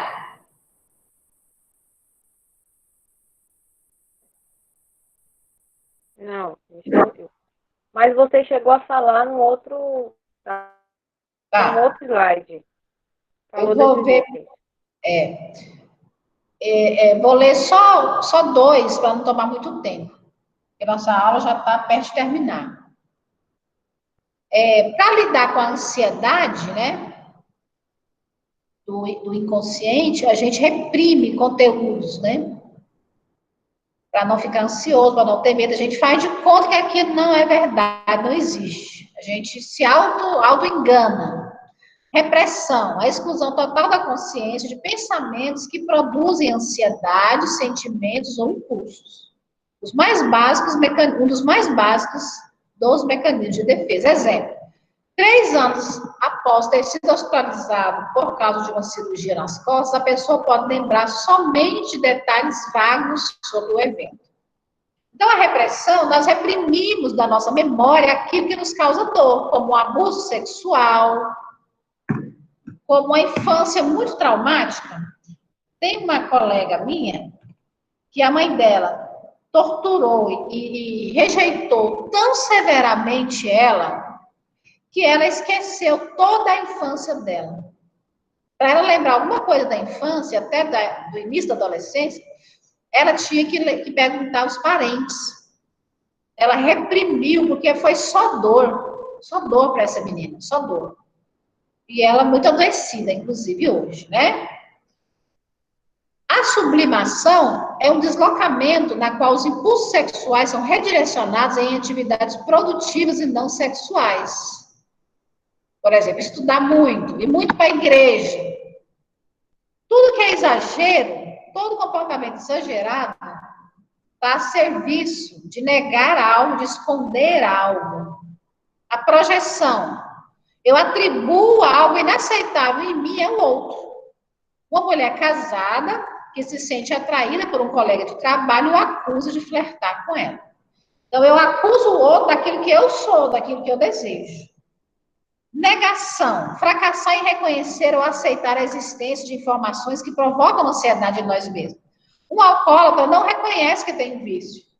Um maconheiro não reconhece que a maconha é uma fábrica de esquizofrenia e um cemitério de neurônios. E é isso que a maconha é. Um maconheiro jamais, ele vai negar até a morte, ele jamais vai admitir isso. Um homem que trai a esposa, a mulher até é mais fácil de confessar, mas um homem que trai, ele vai negar, ele vai até acreditar mesmo naquela mentira que ele está negando. Então, a negação é um mecanismo. Então, enquanto nós estivermos usando mecanismos de defesa, nós estaremos dissimulando. Nós estaremos trabalhando com a mentira. Nós não estaremos andando na luz. Quantas pessoas que ficam na igreja, trabalhando, mas na verdade está deslocando, né? Deslocando uma energia, ela está sublimando algo para aquela compulsão, outra compulsão. Ela deixa um vício, uma compulsão e pega outra, né? Então, nós temos que ser autônomos. A psicologia cognitiva estuda os processos mentais. Como as pessoas pensam, como elas percebem, como elas lembram, como elas aprendem. Eu trabalho com essa terapia. É a minha área teórica. Então, como eu penso, meu pensamento tem consequência, tá, gente? Todo pensamento tem consequência. Que consequência? Todo pensamento gera emoção, gera sentimento. Se eu penso uma coisa ruim, fica alimentando aquele pensamento ruim de morte, de doença, de rejeição, de inferioridade, que emoção que eu vou sentir, gente? Me fala. Emoção ruim. Tristeza, medo, abandono. O que é que eu vou fazer? Vou me isolar. Vou me cortar, vou beber, vou fazer alguma compulsão, vou comer, entende? Então, na terapia cognitivo-comportamental, nós tratamos o sujeito, primeira coisa, descobrindo seus padrões repetitivos e recorrentes de pensamento. Que emoções que estão nesse coraçãozinho? Fala para a tia Rosivânia, que emoções? Alegria, tristeza, medo, nojo, raiva? E o que você tem feito? Esse comportamento é adequado? É inteligente? É necessário? Então, funciona assim. Todas as vezes que eu me sinto ameaçada, eu vejo um estímulo ameaçador, o meu cérebro faz os ajustes do meu corpo. Ele manda hormônios de adrenalina, de cortisol, ele manda o meu corpo preparar para lutar, fugir ou paralisar. A amígdala cerebral é que regula o medo. E o hipocampo também regula as emoções, o medo. Crianças que são abusadas, a amígdala cerebral é grande. Ela está com medo. O sistema de alarme do corpo é a amígdala cerebral. E o hipocampo vai ficando pequeno. Crianças que são amadas, a amígdala cerebral é pequena. E o hipocampo é grande, elas têm muitas emoções, elas sabem demonstrar emoções. Então, tem muita gente que é analfabeto emocionalmente, porque não foi cuidado, né? Sofreu muito medo, muita ameaça e pouco amor. Né? Então, não sabe. Só um pensamento recorrente. E vou te acompanhar o dia todo. Pensamento recorrente são as crenças negativas que a gente acredita e passa a gerir em nossa vida. Então, a terapia cognitiva, ela é baseada, então, em cognição. Cognição é como eu conheço, como eu penso, o que é que eu digo, como que eu interpreto as situações que acontecem. Como que eu reajo emocionalmente, como que eu reajo comportamentalmente. Então, eu vou tratar uma pessoa com depressão, com ansiedade, descobrindo, né? O jeito que é o pensamento dela, que visões negativas que ela tem dela mesma, do mundo, do ambiente, das experiências que ela viveu e para o futuro. Eu vou olhar o passado, o presente e o futuro dela e ver como ela se construiu essa tríade, passado, presente e futuro. A si mesmo, o outro e o mundo. A si mesmo, o outro e o mundo. Aí os pensamentos automáticos, né? Toda pessoa depressiva tem pensamentos automáticos de fracasso, de derrota, de inferioridade, de medo. A pessoa depressiva está mais voltada para o passado e a pessoa ansiosa está projetada para o futuro. Tem pensamentos de medo, o ansioso. E o depressivo, pensamentos negativos de incapacidade, de mágoa, de fracassos. E essas crenças... Oi? Não, é interessante, a senhora está falando, e eu lembrei de um curso que eu fiz já há muito tempo, isso, que falava justamente sobre um fator interessante que antes da gente, para a gente trabalhar com grupo, para trabalhar com pessoas, a gente tem que se autoconhecer. O primeiro passo, a gente tem que conhecer a nós mesmos, né? Quais são os nossos limites, né? Nossas emoções, porque a gente trabalha principalmente, né, os pastores, as lideranças que trabalham com pessoas todos os dias. Se a gente não conhece os nossos limites, se a gente não sabe quais são as nossas emoções, o que nos afeta, fica muito difícil da gente, e aí muitas vezes não consegue desenvolver esse trabalho e não sabe o porquê, né? Isso, fica paralisado, né? Gera conflito e não sabe por quê, põe a culpa nos outros, né? Então, o nosso problema são as nossas crenças centrais. Essas crenças centrais são as nossas ideias e conceitos mais enraizados e fundamentais acerca de nós mesmos, das pessoas e do mundo. Né? Isso é tão interessante, desculpa, pastora, mas é porque porque se você fez uma pergunta lá no início, né? Quem sou eu? Se perguntar muitas vezes, a senhora deve estar acostumada a fazer essa pergunta. E uma vez a gente fez isso num curso, quem é você? E aí muitas vezes a pessoa fala, não, eu sou fulano de tal, filho de fulano, ou sou esposo de ciclano, né? Não, mas eu não estou querendo saber de quem você é esposo, ou de o que você faz na vida. Eu estou querendo saber quem é você, né? E muitas vezes a gente não para refletir, quem sou eu? Né? E aí a gente aparenta aquilo que não é. Isso. Aí fala, qual é a sua profissão? Não estou querendo saber se você é pastor, se você é, sei lá. Não estou perguntando a sua profissão, perguntando quem é você, né? Mas a pessoa não se conhece. Mas nós somos as nossas crenças. Essas construções organizacionais são desenvolvidas através das experiências da infância e influências posteriores. O nosso problema todinho, queridos, reside nas distorções cognitivas, que resultam em comportamentos desajustados. Quem puder anotar isso, guarda isso para a sua vida inteira. Então, assim, quais as distorções cognitivas? Que jeito de pensar distorcido, que crença negativa que você carrega e causa sofrimento para você e para os outros, para sua família. Tá vendo? Vou te dar alguns exemplos de crenças centrais negativas e distorcidas. Eu não posso confiar em ninguém, eu sou um fracasso, eu não dou conta, eu não posso, eu não suporto isso.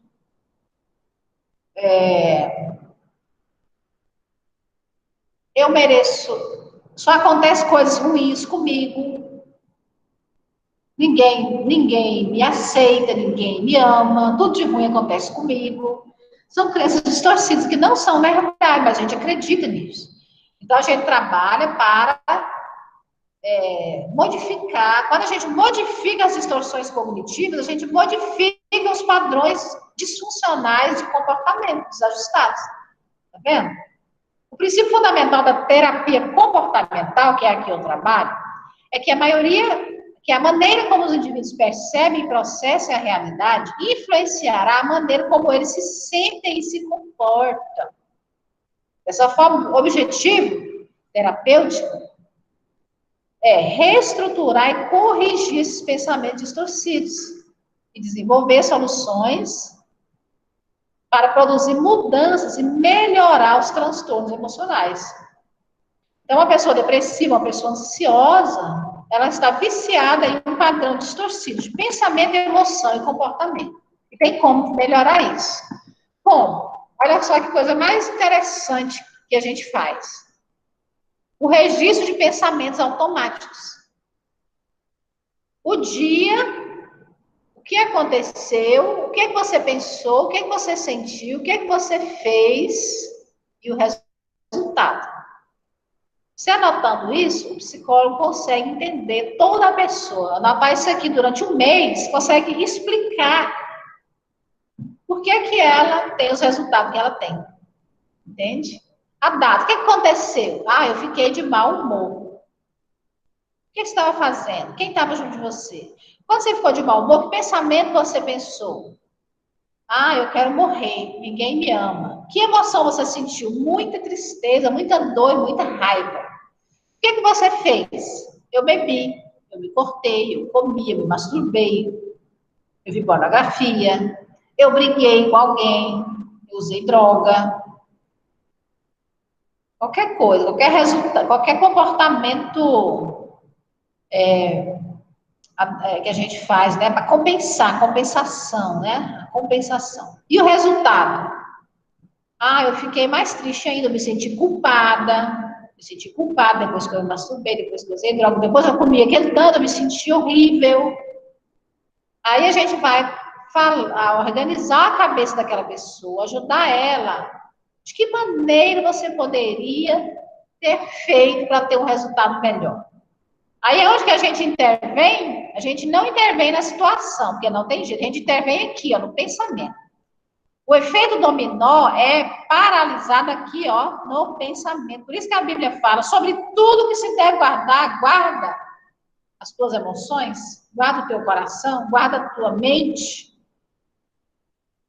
Porque dele procede as fontes da vida. Então, tudo começa aqui na mente, no pensamento. Quando eu barro aqui, quem falou que eu sou feia? Existem sim pessoas que me amam. Eu errei aqui, mas ali eu acertei. Aí eu já não vou mais ter aquela emoção destruidora. Eu já não vou ter aquela resposta, né? Aquele comportamento. Vou ter um resultado melhor da próxima vez. Tá vendo como é lindo, queridos? Então, a terapia cognitivo-comportamental é a mais eficaz, que é mais referenciada na literatura médica, né? Se baseia na ideia de que não são as situações que influenciam nossas emoções e comportamentos, e sim a maneira como nós enxergamos, como nós acreditamos, nossas crenças, e pensamos sobre a situação. Então, não é o que me acontece, mas é como eu me posiciono diante do que me acontece. Não que o meu marido fala que vai me detonar, não. Por quê? Porque eu tenho minha identidade. Mas o meu filho fez isso, vou me acabar agora de chorar, porque o meu filho me desobedeceu, meu filho está fazendo uma coisa que não agrada a Deus, agora eu vou me desregular? Não. Eu vou reagir, eu vou manter o controle emocional, vou manter os nossos pensamentos sobre situações, avaliação cognitiva ou a maneira que as informações apresentadas são processadas por nós, causam nossa emoção. Vou repetir, presta atenção, nós já vamos terminar a aula, presta atenção. Os nossos pensamentos sobre o que acontece, a avaliação que nós fazemos sobre o que acontece, é que causam a nossa emoção e afetam o nosso comportamento e o nosso corpo. Estou atendendo uma mulher que tem 2 anos que não anda. Atendi pessoas paralisadas. Por quê? De tanto estresse, de tanta resposta negativa e fisiológica, o corpo colapsou.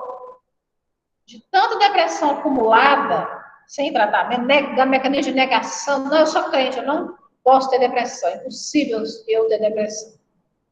Tendo isso como base, trabalha a identificação e o questionamento dos pensamentos disfuncionais, que causam emoções e comportamentos disfuncionais, como, por exemplo, uma ansiedade excessiva e evitar eventos importantes por causa da ansiedade. Então, olha aqui, a situação, exposição em público, o pensamento, como eu penso, gera uma emoção e que gera uma resposta fisiológica, o coração acelera, fica pálido, as mãos suas, as pernas tremem, não respira direito, e o comportamento é de fugir, tá vendo? Resumindo, queridos, nós somos o resultado dos nossos pensamentos. Ok? Gente, alguma pergunta? Nós já vamos finalizar em 3 minutos a nossa aula. Alguma pergunta, amados?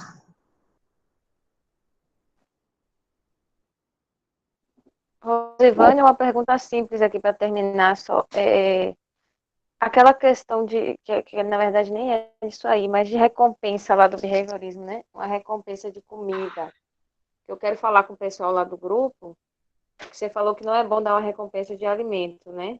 Tem a ver com gerar uma aceitação em base, assim, como se fosse obesidade ou qualquer coisa desse tipo, que come, porque aquilo ali gera aceitação. A aceitação? Não entendi a parte da aceitação. A questão de não ser bom dar recompensa de alimento para a criança, né? Por exemplo, sim, ali no ensino. Seria porque gera o quê? É porque gera uma repetição, gera um foco na comida, porque a comida estimula o centro do prazer. Nós temos áreas cerebrais responsáveis pelo prazer. Então, eu amo açaí com leite ninho. Então, aquilo, açaí com leite ninho, eu gosto de chocolate. Então, estimula minha área cerebral, que é o centro do prazer. Que aí ela é estimulada pelo sexo, ela é estimulada pela comida, ela é estimulada pelo trabalho, por qualquer coisa, é a mesma área. Até essa questão de vício em telas, vício em celular, em jogos, é a mesma área associada à droga.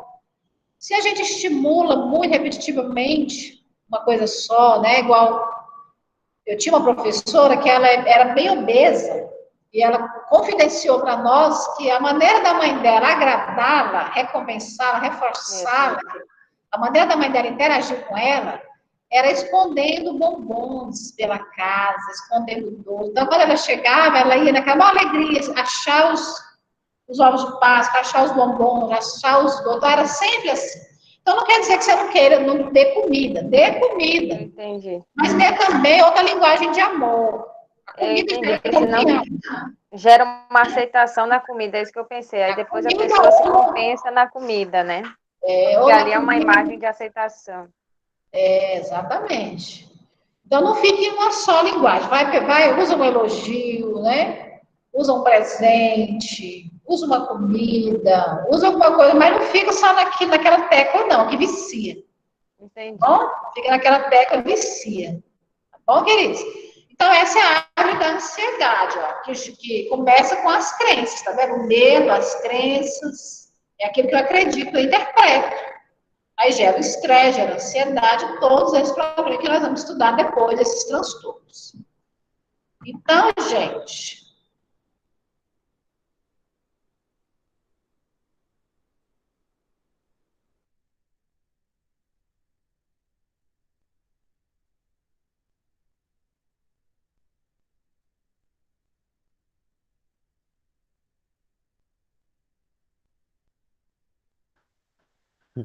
Ó, pessoal, eu acho que a pastora Rosivânia saiu da aula.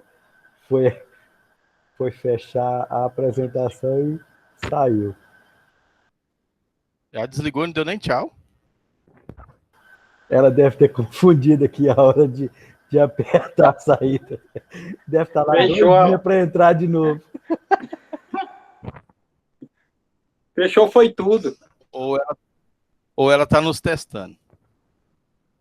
Ó ela aí, ó. Chegou de volta. Ela tá participando. Desculpa, pessoal. Pastora, você assusta a gente, pastora. Vocês estão me vendo? Achando que eu vou rir. Estava todo mundo rindo de você. Você tinha que demorar mais um pouquinho para a gente rir mais. É um teste, é um teste, é um teste. É um teste, eu estava observando o comportamento de vocês, tá? Eu estou com o meu diagnóstico pronto aqui. Eu já vi um filme assim, viu? Gente, perguntas, já vamos encerrar nossa aula, né? Agradecendo a todos. Alguém quer fazer uma pergunta, observação, alguma dúvida? Pastora? Oi. Pastora Rosivânia? Eu, estou aqui. Eu gosto de fazer. É que meu celular descarregou aqui bem na hora que eu ia fazer e aí acabou que reiniciou tudo de novo aqui. Mas é coisa bem rápida. Tá. Dos filhos, como, por exemplo, questão do medo, né? Por exemplo, minha filha estava deitada no chão, daí uma barata passou por cima dela. Né? É a primeira vez, ela falou, ih, uma barata. Aí foi crescendo e ela foi crescendo com medo dessa barata, né? A gente falava a barata, ela ficava com medo. Aí o que acontece? A minha filha é ligada no 320, né? Só descansa à noite. Aí o que acontece? Quando ela vai para algum lugar assim, malinar alguma coisa, ela fala, olha a barata. Daí ela volta correndo, né? Só que assim, será que isso pode influenciar alguma coisa na frente assim? Não sei se é por isso que as mulheres têm medo de barata.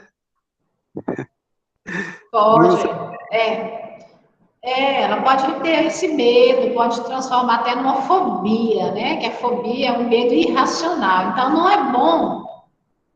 Parece que congelou, você está me ouvindo? Não é bom não, viu? Fazer isso, tá? Com ela. Nem com barata, nem com nada. Porque senão você pode gerar uma aversão, um medo, né? Que não pode não ser saudável. Aí vocês recuam desse comportamento, ok? Trata com naturalidade, que a barata é um inseto, né? Não pode nos fazer mal, mas não fica ameaçando a criança com isso, não. Viu a barata a quilômetro de distância.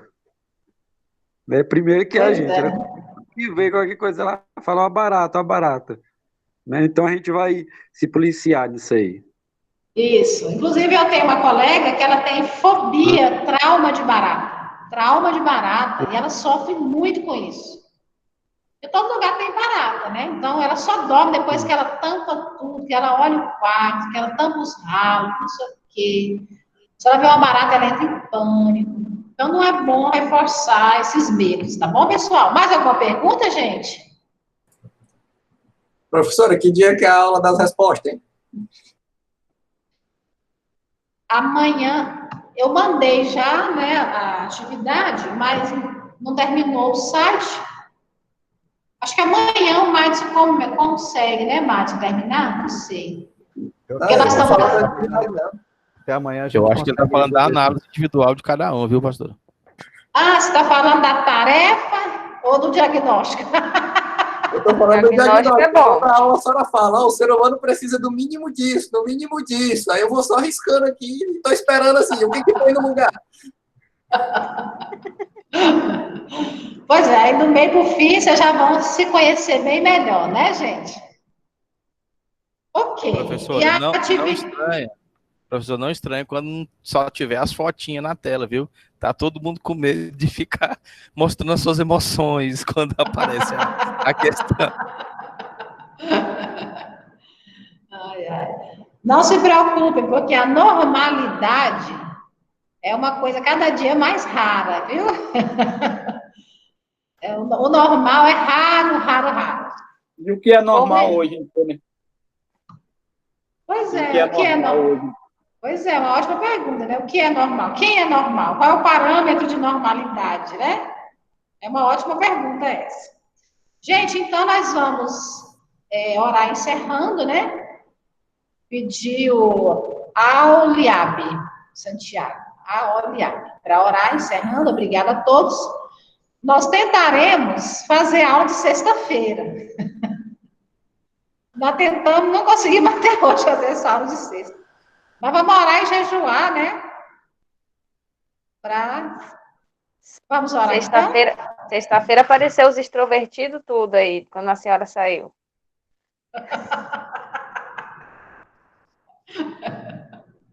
Aí entregou, hein? Então vamos orar. Muito obrigada a todos, viu, gente? Desculpa aí as falhas, estamos aprendendo com essa questão de aula online. Desculpa aí as falhas.